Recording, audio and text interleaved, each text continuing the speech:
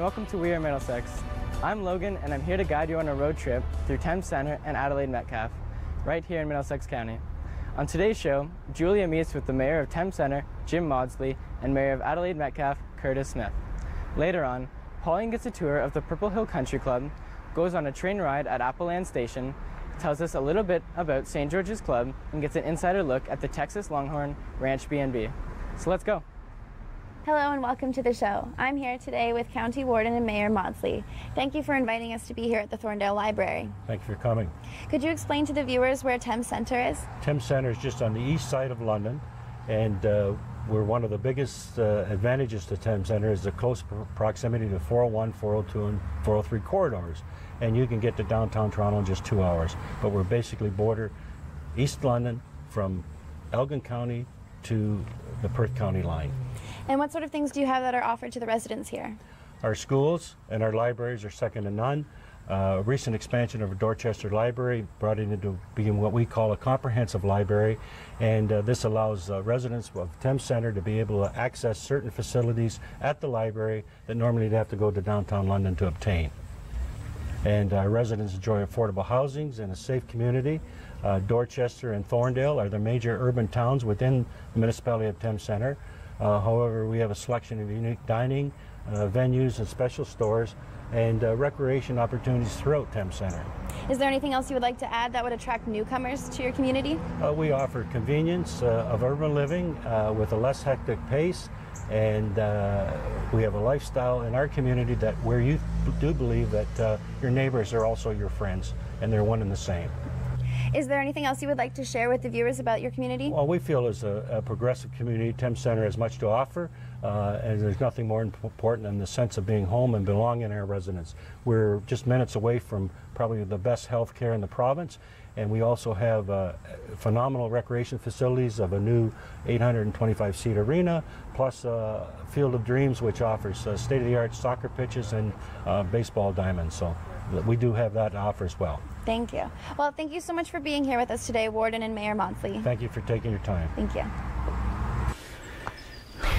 I'm sitting here with George Taylor from Purple Hill Country, and we're going to have a conversation about what Purple Hill is all about and about your background. How did it all start? Well, it started quite a long time ago. Our family came from Clanford County, Ireland, and they came here into Middlesex County, West Nigeria Township, and homesteaded here in 1853 on this farm, and in 1838 back on the farm next road over. So why choose Middlesex County to set up a farm coming from Ireland?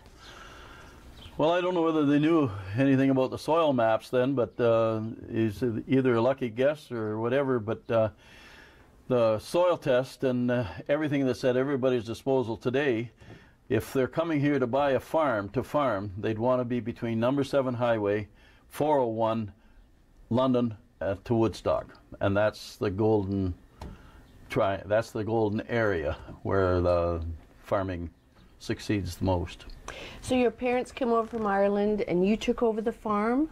The children took over the farm here? Yes. And it became Purple Hill Farm, or when did it become Purple Hill Country?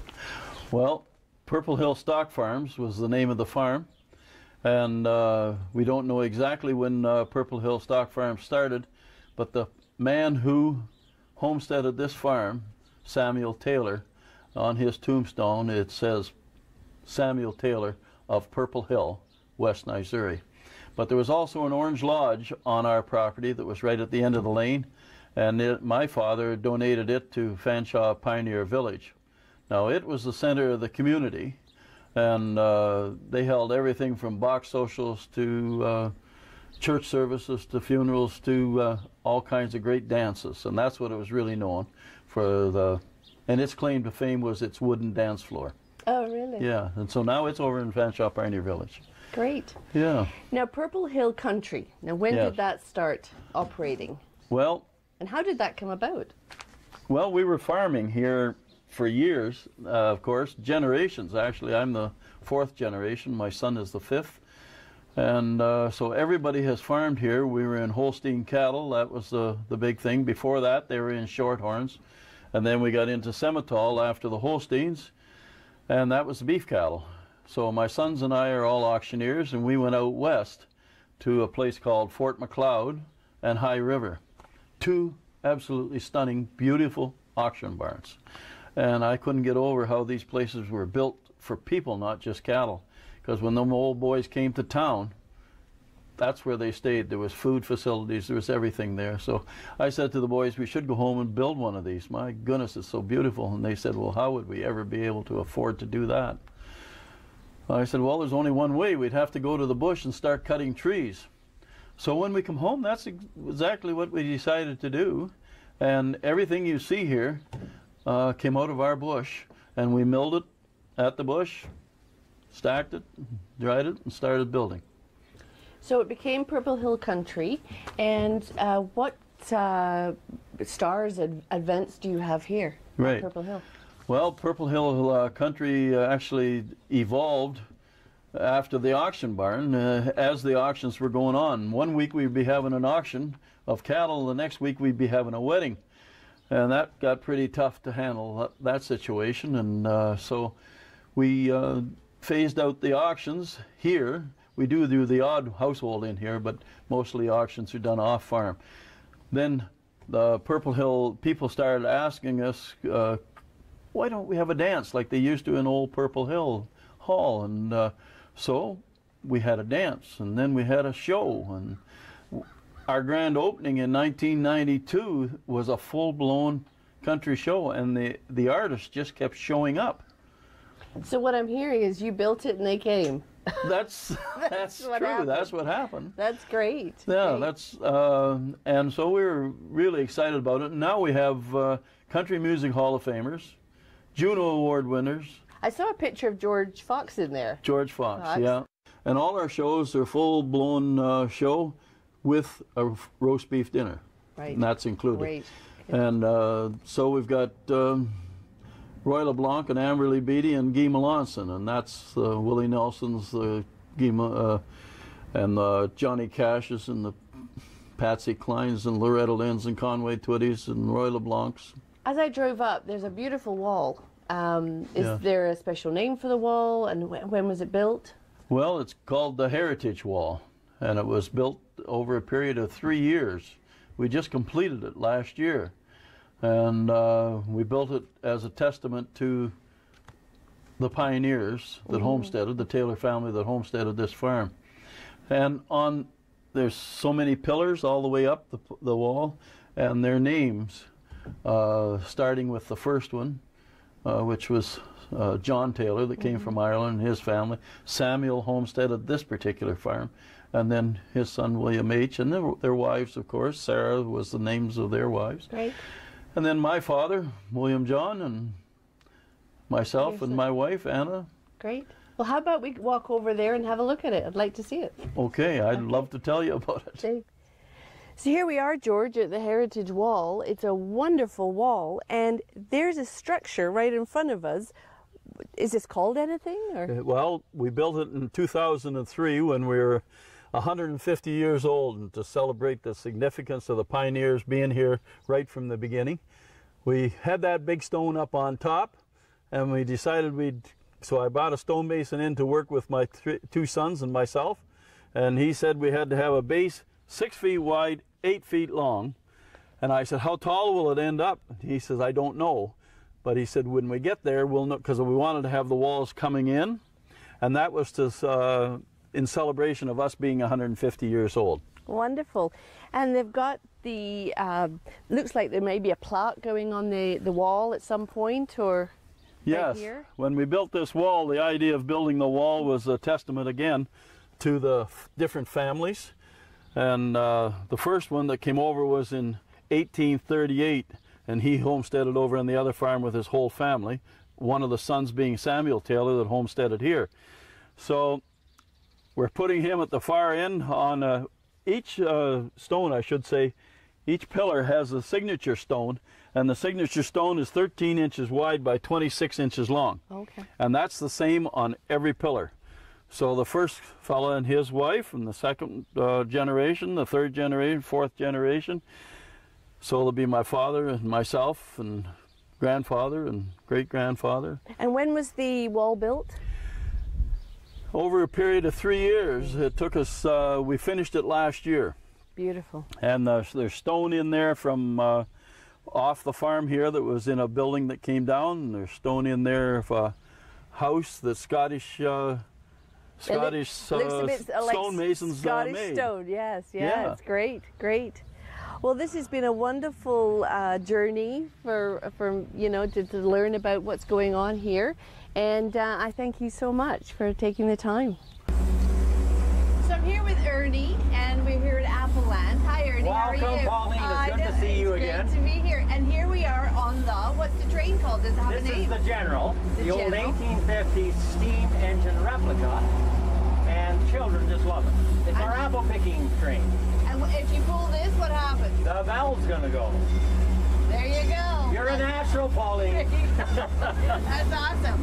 So Ernie, tell us a little bit about your background and how you got Appleland, how Appleland started. Well, I come from a Ukrainian background. My father was born in Manitoba, and his father came during the early 1900s with the revolution in the Ukraine, and they settled in Manitoba. And of course, the war came along, and my father joined the Canadian Forces. He ended up training right here in London. That's how he met my mother. And my mother has a British background, right? So I'm half Ukrainian, half Brit, and totally Canadian, because we are the luckiest people in the world to live in a country like this. Wonderful. Now I'm looking around, of course, Appleland, there's a lot of apples. How many varieties of apples do you have here?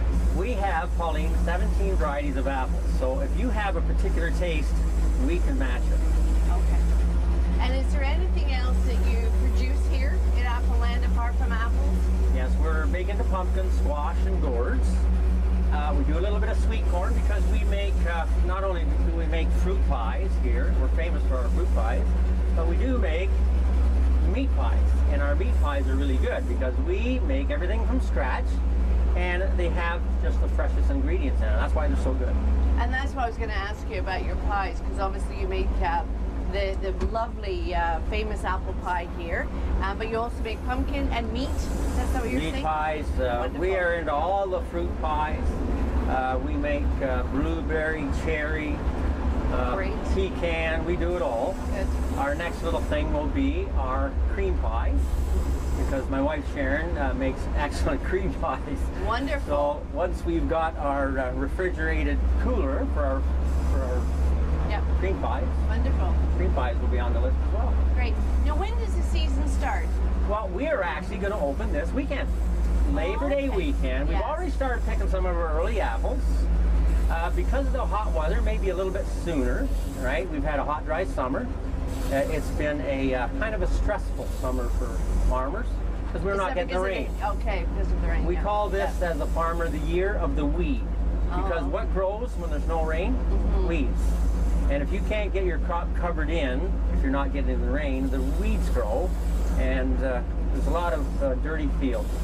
So we're all working hard to try and get the weeds down, but boy, once they've got a foothold on you, it's tough. So what months do you actually open up Appleland? Well, we're going to try and start. We just went by a block of early apples, and now there's so many beautiful early apples.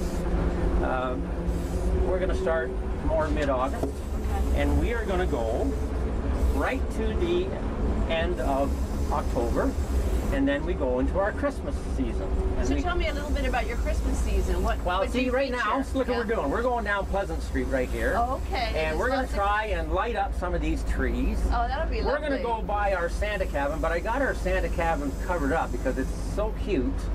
I didn't want the sun to bleach the painting in it. Sure. I should have taken the cover off. That's what I should have done. That's so you could see okay. it. So all these trees. Yeah, we want to light some of them up. We have Santa's cabin. Santa is in the cabin, sitting in the Santa chair. And this train, you buy a ticket to get on your train. You go for a train ride, visit Santa at the. And what's neat is the train goes by our Christmas tree barn, which is our animal barn in the fall, because kids love animals, right?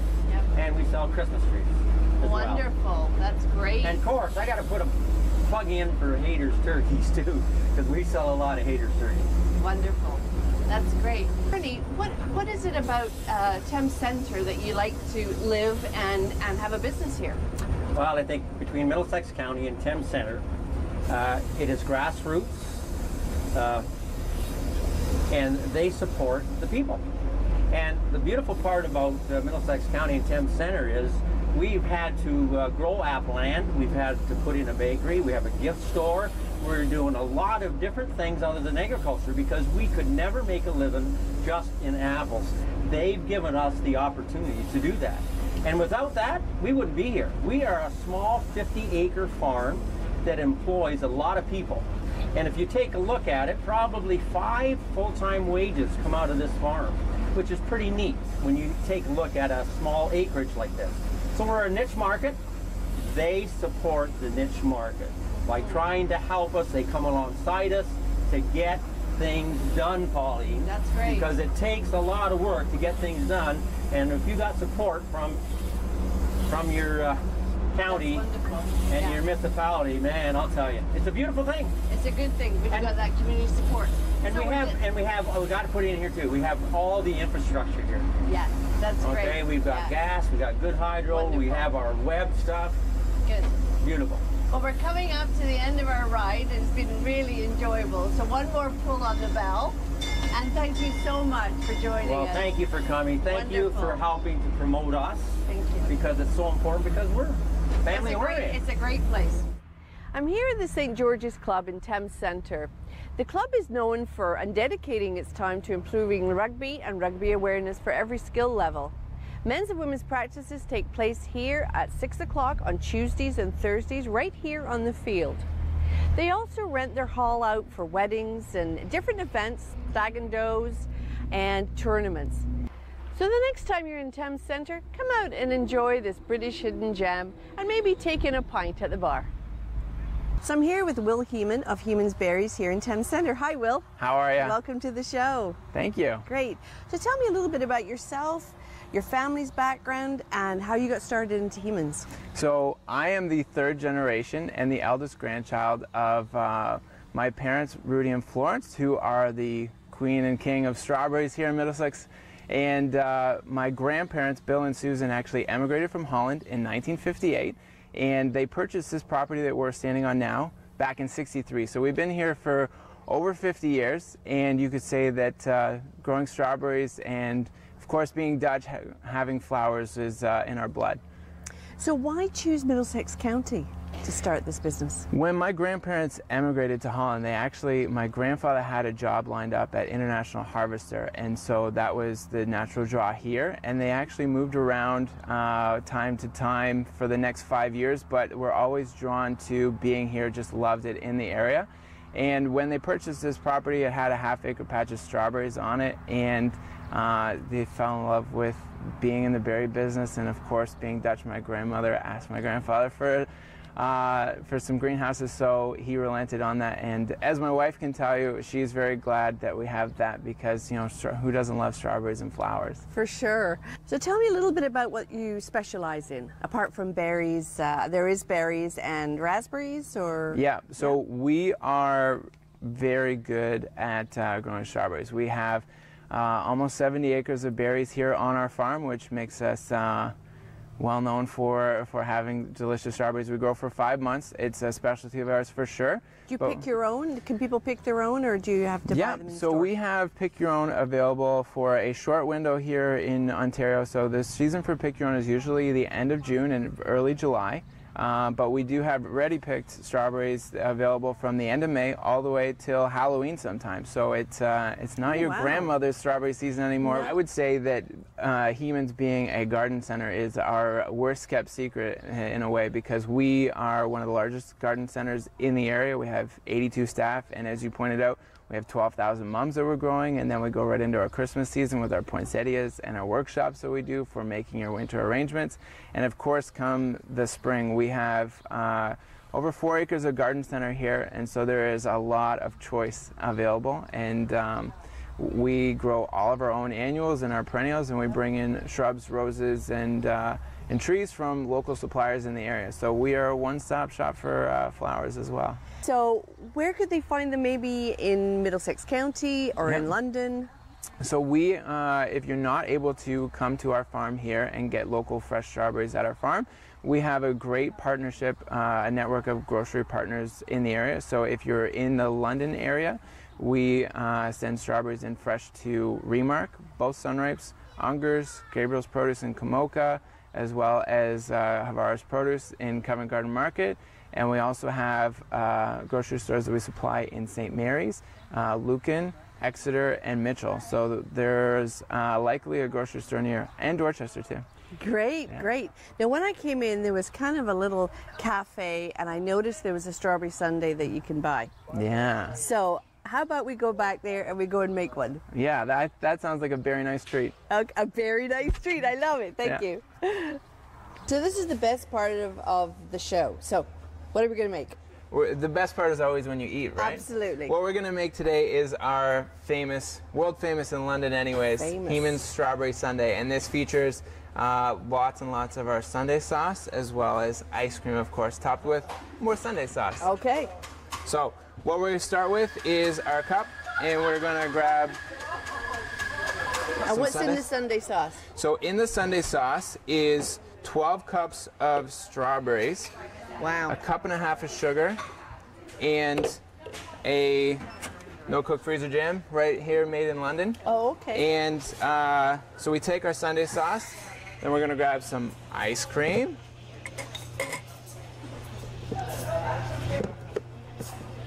Great. Nice vanilla ice cream. You could use chocolate or strawberry or we do have Neapolitan, chocolate as whatever. well. We also have a sugar-free, lactose-free, or frozen great. yogurt as well. Good. So everybody can enjoy it. That's right, and we use Wonderful. Chapman, so it's made in a nut-free facility, which is great for if you have a Wonderful. peanut allergy. Yeah. And then, of course, because why not? Why we're just gonna not? Just top put that some off more with a on. It's all little about bit more strawberries. sundae sauce. That's right. Wonderful. Yeah. We're ready to eat. Spoon. There you go. Great. Awesome. There you go. Let's have a little taste of this. Wonderful. Zoom in on her face for the natural reaction here. Mmm. Mmm. The strawberries really come out. It's beautiful. Yeah. Thank you so much. Yeah, thank you. Good. I'm just going to take this with me now. Yes, of course. Thank you.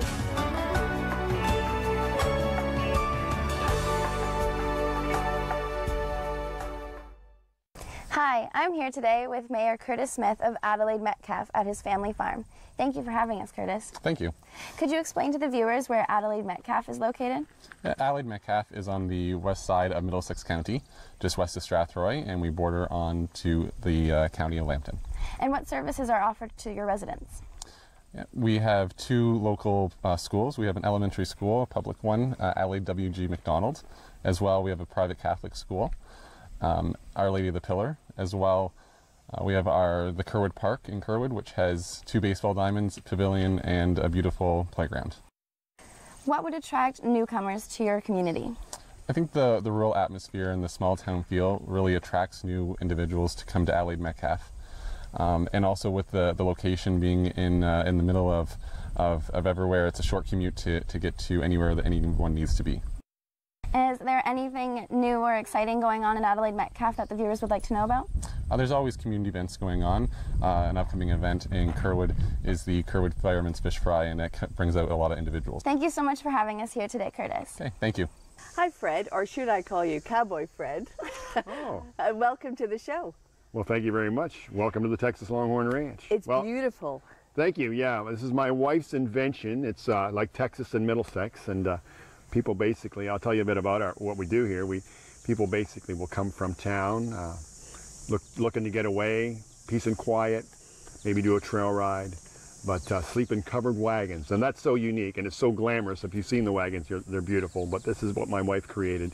She's always wanted to do a bed and breakfast, and so she got together with my son, and they kind of designed a wagon with a beautiful queen-size bed in it, and all the luxuries that you would get at some fancy place, I guess you could say, and we try to get people out from town to enjoy it. Great. Now, is your background in ranching, and how did you get into Longhorn ranching and things My like background that? is cattle. We grew up in the horses and cattle as a kid, and then we imported them for years. And then to give this place some theme and to sort of go with what our passion was, we kind of incorporated the cowboy theme into what was Melwood Park and became the Texas Longhorn Ranch, and that's how it evolved. So, yeah. So how long have you been here in Middlesex County, and why did you choose Middlesex County to set this beautiful ranch up? I think I arrived when I was 11, so that'd be like 45 years ago. We've been here for 35 years. Why did we choose Middlesex County? We like the location here, and the people are terrific. I mean, this is really a neat area, close to the border.